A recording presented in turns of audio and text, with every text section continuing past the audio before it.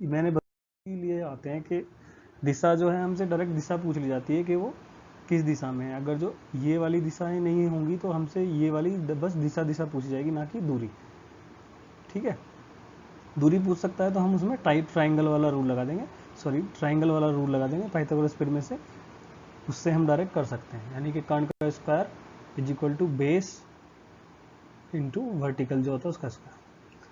चलिए कोई नहीं, T2 क्वेश्चन पर आता है। ये कह रहा है कि 1 जनवरी को शुक्रवार है, तो ये एक अधिवर्ष है। अधिवर्ष बोलते हैं लीप ईयर, जिसमें लीप ईयर में क्या होता है आप सबको पता होगा। वैसे तो लीप ईयर में जो होता है हमारी जो जो फैब होती है, जो फरवरी होती है, वो 29 डेज की होती है। तो इसमें क्वेश्चन में हमें यही ट्रिक दी है बस, और कुछ नहीं है। तो उसने पूछा मार्च का प्रथम दिन यानी कि 1 मार्च जो होगा उस दिन कौन सा डे होगा, ये सवाल क्वेश्चन हमसे पूछा गया। तो हमें पता है कि 1 जनवरी को कौन सा दिन था, शुक्रवार था। हमें पता है जनवरी में कितने दिन होते हैं, 30 दिन होते हैं। फरवरी में कितने दिन होते हैं, हमें पता है 29 दिन होते हैं। 9 एंड सीधे सीधे 3 और 2 5, और एक दिन जो हमसे पूछा गया है यानी कि 1 मार्च, ये मार्च भी तो होगी ना, तो टोटल दिन हो गए 60। अब हमें पता है 7 डेज वीक होते हैं, 7 डे वीक होते हैं, तो हमारा पहला दिन क्या आ रहा है, फर्स्ट डे आ रहा है शुक्रवार का। 1 2 3 4 5 6, ठीक है 7। तो अब जब नेक्स्ट 1 2 3 4 5 6 7 आएगा ना, तो ये वाला दिन जो आएगा ये भी क्या आएगा, शुक्रवार से ही शुरू होगा। अब हम क्या करते हैं, 60 को 7 से डिवाइड कर लेते हैं पहले तो, ठीक है। तो कितनी बार चला जाएगा, कितने बार हो गया, कितने दिन बचे यहाँ पे, 5 डेज बचे। तो यहाँ पे अभी हमारा टोटल है कितना, वैसे जनवरी में 31 डेज होते हैं, तो ऑलरेडी 60 हो गए और यहाँ पे हमारे 61 हो गए, तो यहाँ पे हमारा बचा इसलिए 5। जब 5 बचा तो हम यहाँ से स्टार्ट कर देंगे 5, 1 2 3 4 5, क्या आएगा 5 है हमारा, शनिवार, रविवार, सोमवार और फिर आएगा मंगलवार। सीधे सीधे 5 पे हमारा क्या आ रहा है, मंगलवार आ रहा है, तो हमारा जो आंसर होगा वो ये वाला बन जाएगा। क्लियर है, चलिए ठीक है, नेक्स्ट देखते हैं। नेक्स्ट क्वेश्चन में क्या कह रहा है ये हमसे, नेक्स्ट में बोल रहा है कि वरुण जो है लंबा है संजय से, विपुल लंबा है वरुण से, और कृष्ण जो है उतना लंबा नहीं है जितना विपुल है। यानी कि कृष्ण जो है वो विपुल से छोटा है किंतु वरुण से लंबा है। सबसे पहले क्या बोला है, विपुल, विपुल लिखा हुआ है। विपुल जो है लंबा है किससे, वरुण से। मैं नाम लिख रहा हूँ अभी, वरुण, वरुण लिखा हुआ है, वरुण। इसके इधर भी कोई हो सकता है, तो थोड़ी सी जगह हमने छोड़ दी इसलिए। अब आगे क्या कह रहा है, कृष्ण उतना लंबा नहीं जितना विपुल, तो यानी कि किससे, कृष्ण जो है विपुल से छोटा है, तो कृष्ण जो है यहाँ भी हो सकता है और कृष्ण यहाँ भी हो सकता है। ठीक है, अभी हम उसको लगा नहीं रहे यहाँ पे। तो अब इसने क्या बोला है, किंतु वरुण से लंबा है, बट वरुण से लंबा है। ठीक है, सबसे क्लियर हो गया। वरुण लंबा है संजय से, ये भी शुरू में बोला हुआ है, सबसे पहले ये भी बोला हुआ है कि वरुण जो है वो लंबा है संजय से, संजय से भी लंबा है वरुण। क्लियर है, तो सबसे छोटा तो संजय हो गया, फिर ये हो गया। तो अब इसमें हमसे पूछा गया है सबसे लंबा कौन है, सबसे लंबा विपुल है। आंसर क्लियर है, चलिए नेक्स्ट क्वेश्चन करते हैं। राजन आयु में अपने पिता से 20 वर्ष छोटा है। राजन क्या है, राजन है 20 वर्ष छोटा अपने फादर से। ठीक है, यानी कि Rajan is equal to Rajan plus 20, अगर जो यहाँ पे राजन है और यहाँ पे उसके फादर है। क्लियर है, यही है दोनों का रेशियो एज का। अब हम क्या कर रहे हैं, 5 वर्ष पहले, यानी कि राजन की 5 कम कर दी और यहाँ से भी इसकी 5 कम कर दी। अब 5 वर्ष पहले हो गया, तो अपनी आप फादर की आयु का 3 गुना था, तो यहाँ पे क्या हो जाएगा, सीधे सीधे। क्लियर है, इसकी मल्टीप्लाई हो गई, ये इधर आ गया -2r और प्लस ये कितना हो जाएगा 50, 50 हो गया, तो राजन कितना हो गया 25। ठीक है, राजन हो गया 25। अब 25 से सीधे सीधे ये क्या क्लियर हो रहा है हमें,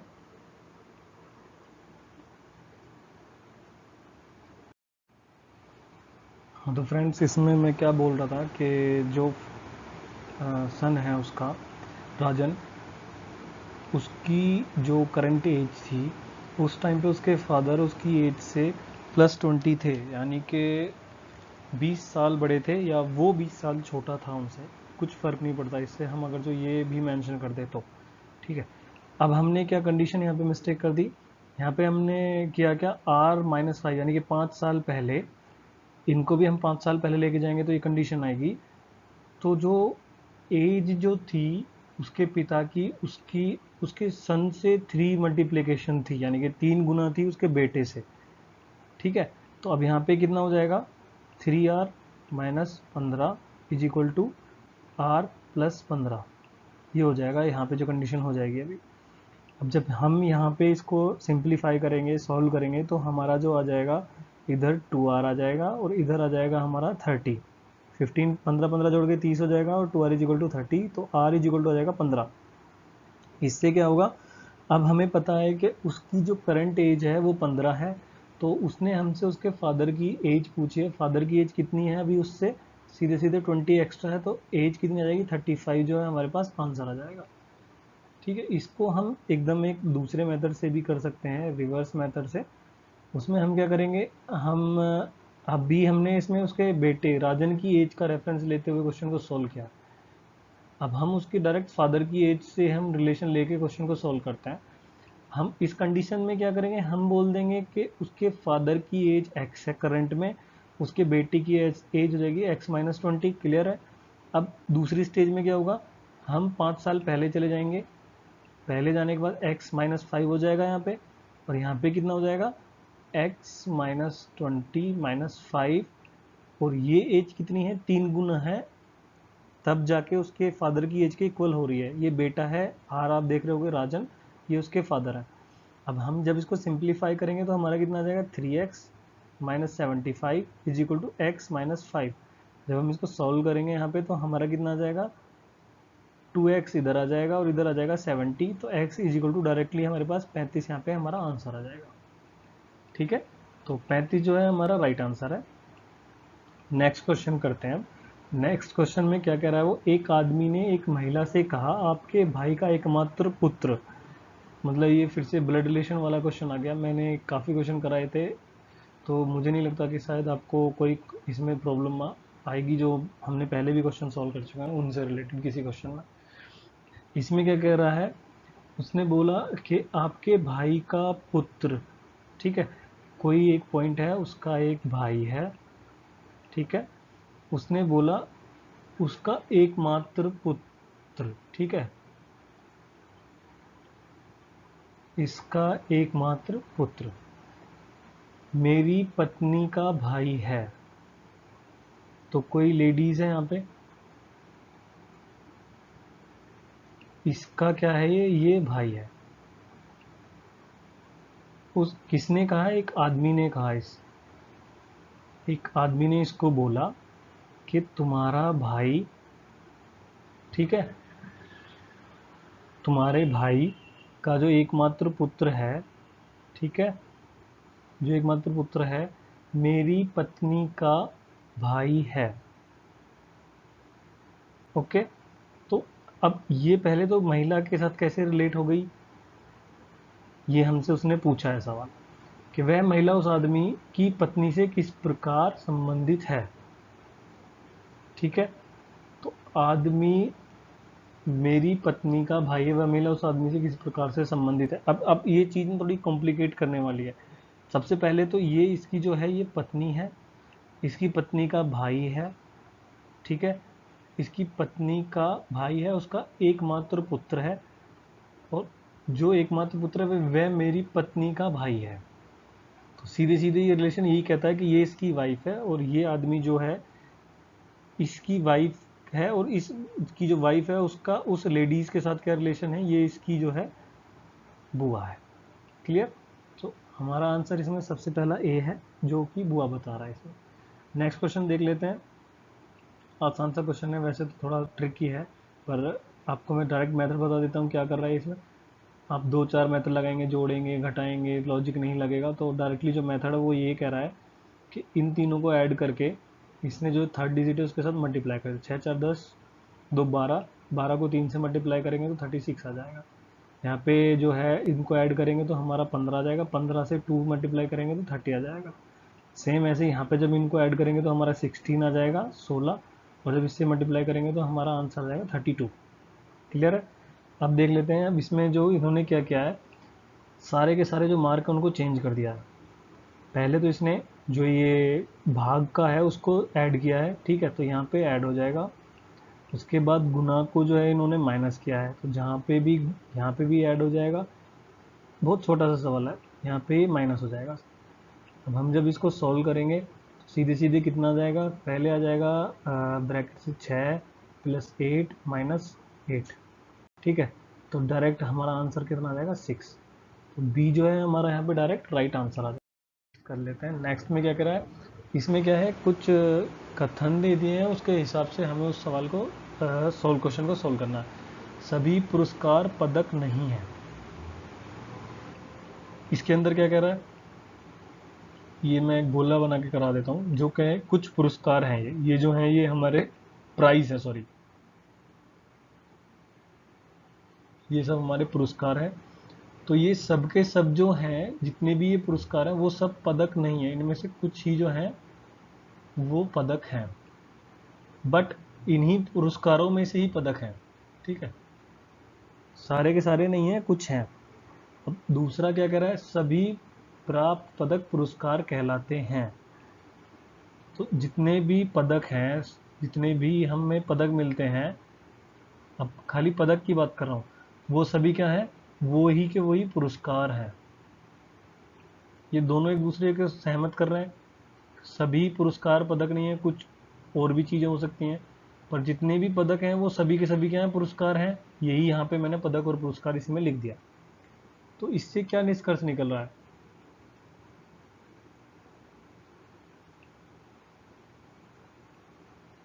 देखिए, बिल्कुल जो सेकंड है जो हमारा, वो बिल्कुल एग्जैक्ट उसको एग्री कर रहा है, वो अपने आप में अपने आप को प्रॉपर है, और वो ये बता रहा है कि जितने भी पदक हैं वो सब पुरस्कार हैं। कैसे कर रहा है वो मैंने बताया अभी आपको, कि यहाँ पे इसने बताया कि जितने भी पुरस्कार हैं वो सब के सब पदक हैं, ठीक है, सॉरी, उसने बोला सभी पुरस्कार पदक नहीं हैं, जितने भी पुरस्कार हैं वो सभी पदक नहीं है, पर ये नहीं बोला कि कुछ पदक जो है वो पुरस्कार से बाहर हैं या ऐसा कुछ उसने मेंशन किया। उसने दूसरे में बोला कि सभी प्राप्त पदक पुरस्कार कहलाते हैं। जितने भी पदक मिले हैं, जितने भी पदक दिए गए हैं इसमें से, वो सभी के सभी क्या हैं, वो पुरस्कार हैं। तो जो सेकंड है, वो जो निष्कर्ष है वो एकदम से एक्यूरेट है, जो उसके अंदर निकल रहा है, ठीक है। चलिए अब नेक्स्ट क्वेश्चन पे आ जाता है। ये कोडिंग का क्वेश्चन है, मशीन को इसने इसको ये वाली कोड करके लिखा हुआ है, तो डेंजर को क्या कोड करेगा, उसने ये क्वेश्चन में हमको बिल्कुल क्लियर कर दिया है। इसमें कुछ नहीं है, अगर जो आप देखेंगे एम जो अल्फ़ाबेट आप चेक करेंगे तो एम आता है 13 पे, ए आता है 1 पे, और सी जो आता है हमारा, सी आता है 3 पे। इनसे ही डायरेक्ट क्लियर हो जाएगा क्वेश्चन। इसमें सीधे सीधे +6 कर दिया है, फिर 1 में +6 कर दिया है, 7 आ गया, फिर 3 में +6 कर दिया तो 9 आ गया। ऐसे ही फर्दर आगे किया है उसने, और ये हमारा आंसर बन गया है। अब इसी में सेम ऐसी डेंजर में जब हम करेंगे तो ABCD, ठीक है, सॉरी, सीधे सीधे 10 आ जाएगा, कुछ चेक ही नहीं करना आगे, बाकी सब में 13 11 करके दिया हुआ है। तो जो हमारा 10 वाला आंसर है वो सही है, 10 7 20 13 24। एग्जाम में आप श्योरिटी लाने के लिए आप जो कॉमन डिजिट नहीं है, जैसे 11 इसमें भी है, 11 इसमें भी, इसमें भी, तो इसको चेक नहीं करेंगे। अब जैसे 20 20 20 20 सब में इसको भी नहीं करेंगे, 7 7 को भी नहीं करेंगे, क्या बचा, 13 को कर सकते हैं और 24 को कर सकते हैं, डायरेक्ट आपको भी क्लियर हो जाएगा। चलिए अब नेक्स्ट क्वेश्चन में देखते हैं, इसमें क्या किया इसने, त्रिवेंद्रम, ये जो भी लिखा हुआ TRIVENDRM को उसने ये कोड करके लिख दिया है, ठीक है। तो इसी कोड भाषा को इसको क्या करके लिखा है उसने हमसे अब ये पूछ लिया है। ये तो बहुत ज़्यादा आसान है, इसमें तो कुछ किया ही नहीं है। TUVRST, देखिए TUVRSTIJK, यानी कि हर एक वर्ड में 2 ऐड करेंगे तो जो भी दूसरा सेकंड आएगा वो इसने आंसर लिख दिया है। सेम इसमें भी हमें ऐसे ही करना है। तो जब इसमें हम करेंगे तो G आएगा, सब में है, T आएगा, सब में है, PC, ठीक है, यहाँ तक सही है, ये एलिमिनेट हो गया। PC M है, ठीक है, WN और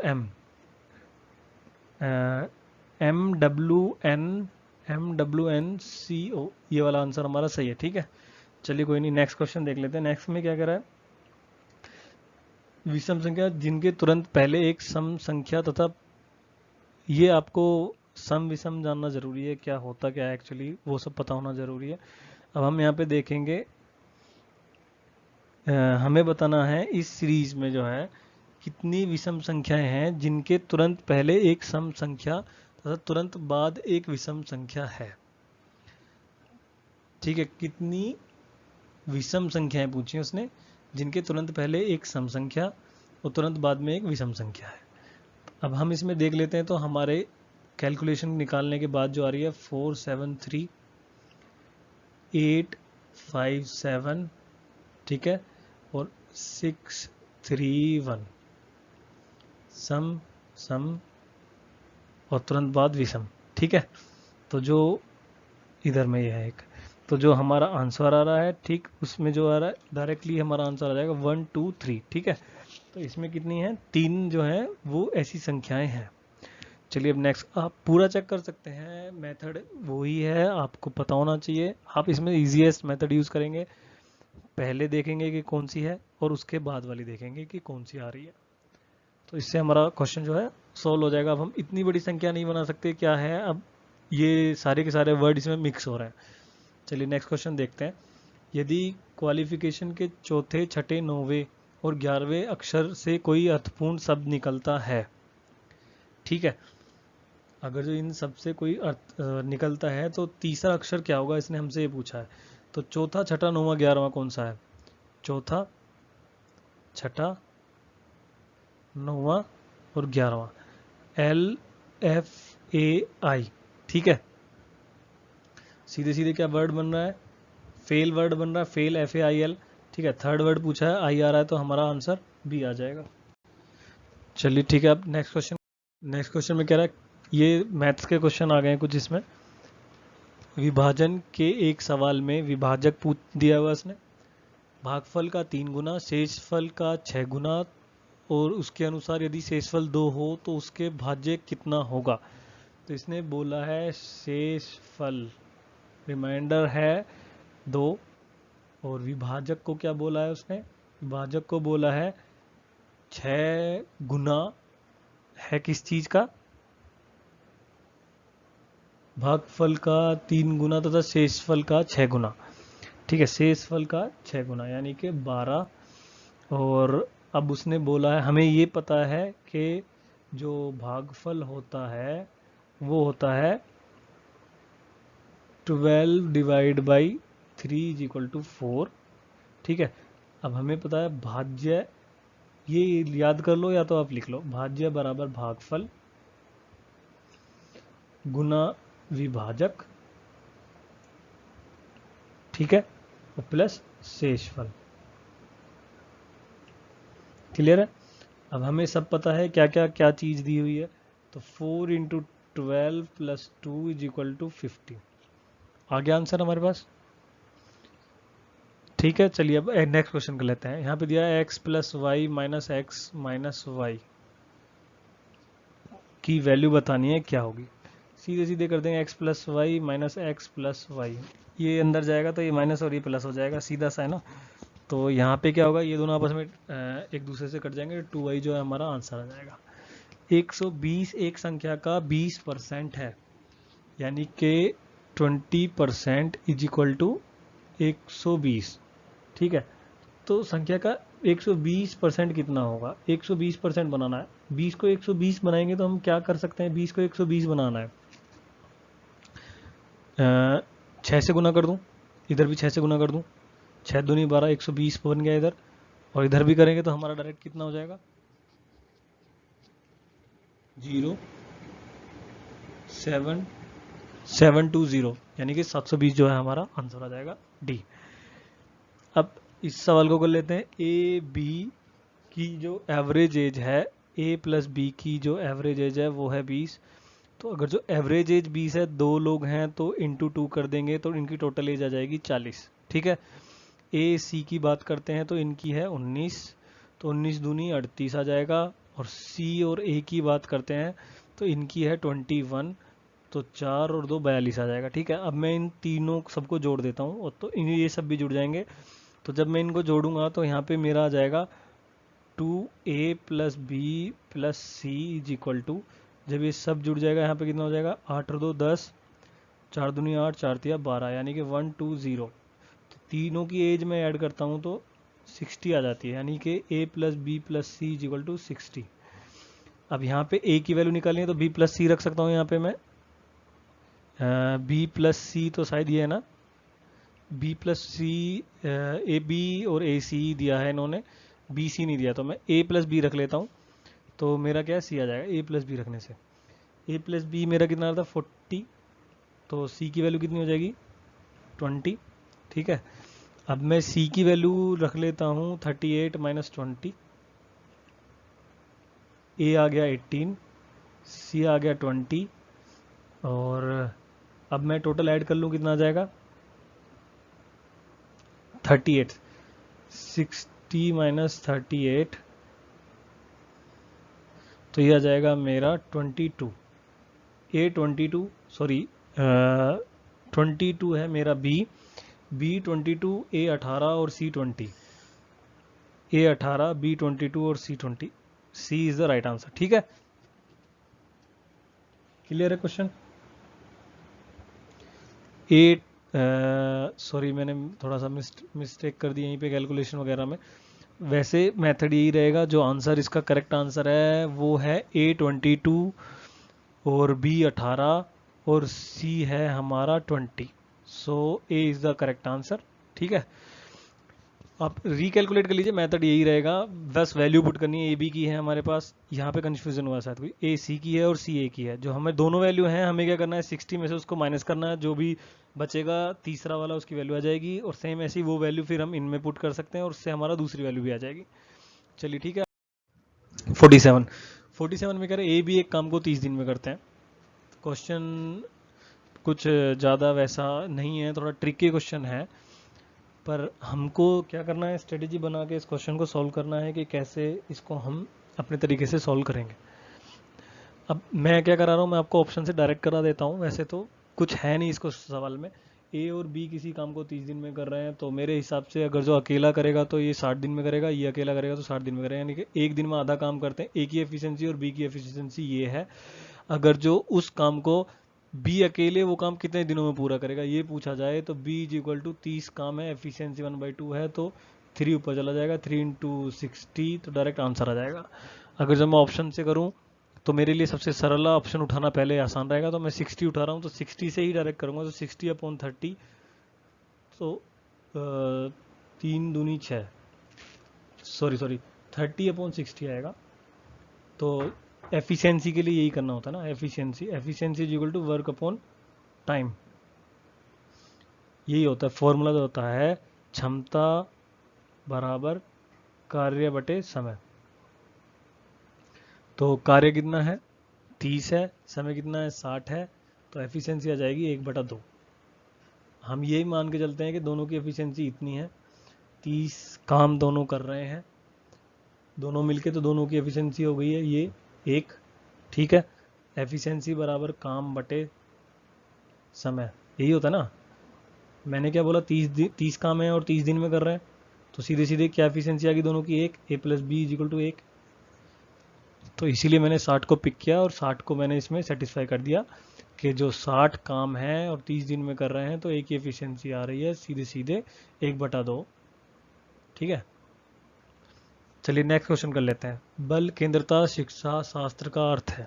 ये थोड़े से क्वेश्चन जो हैं आपके, ये पर्टिकुलर जो कोर है आपकी उसी से रिलेटेड है, तो मैं जस्ट इसका आंसर बता देता हूँ कि होता क्या है एक्चुअली ये बल केंद्रित शिक्षा शास्त्र जो है वो स्टूडेंट्स को जो शिक्षा का मेथड है, जो पढ़ाने का जो उनका प्रोसेस है, उसमें जो बच्चों के अनुभव के द्वारा जो मतलब जो बच्चे सीख रहे हैं उनके जो एक्सपीरियंस से जो रिएक्शन बनता है उसको जो बेस्ट करना, उसको बेहतर करना। क्योंकि बच्चे जो है स्वयं करके जो है ना खुद से अचीव करते हैं, ज्ञान लेते हैं खुद से, ठीक है। तो इसलिए क्या होता है, अनुभवों और आवाजों को प्रमुखता देना, शिक्षा द्वारा बच्चों को आदेश देना कि क्या क्या किया जाना चाहिए, निर्धारित सूचना का अनुसरण करने में बच्चों को सक्षम बनाना, कार्य में सॉरी ये दिख नहीं रहा मेरे में, किसी कोई प्रिंटिंग एरर है, मैं सारी बातें सिखाने के लिए शिक्षक का आगे आगे होना। जी नहीं, ऐसा नहीं है, मैं फिर से बता रहा हूँ क्या कराते हैं हम, उसका अनुभव से जो है उसको हम एक्सपीरियंस देते हैं जिससे कि उसको फील आए कि वो होता क्या है एक्चुअली, ठीक है। तो जो 47 क्वेश्चन है इसका जो आंसर है वो मैं आपको बता देता हूँ एक्चुअल क्या है। 47 का है, एक सेकंड में करेक्ट आंसर चेक कर लेता हूँ एक बार।